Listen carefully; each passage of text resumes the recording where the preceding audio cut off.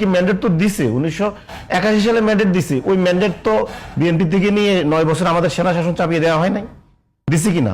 ওই দুর্বিষহ জীবন তো বিএনপির কারণেই দেশের মানুষ ভোগ করতে হয়েছে। একটা নির্বাচিত গভর্নমেন্ট পতন হয়েছে বন্দুকের হাতে। তারপরে 96-তে বিএনপি কেন জোর করে এই 96-তে তত্ত্বাবধায়ক একটা স্যাটেল ইস্যু, তারপরও আবার জোর করে ইলেকশন করলো। এবার আসেন 111-এ বিচারপতিদের বয়স 2 বছর বাড়িয়ে 67 করা হলো।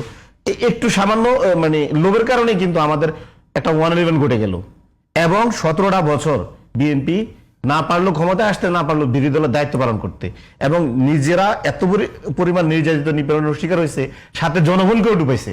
এবং যদি 2024 সালে যদি 36 জুলাই না ঘটতো, তাহলে বিএনপির অবস্থাটা কি হতো আপনি ভাবে দেখেন।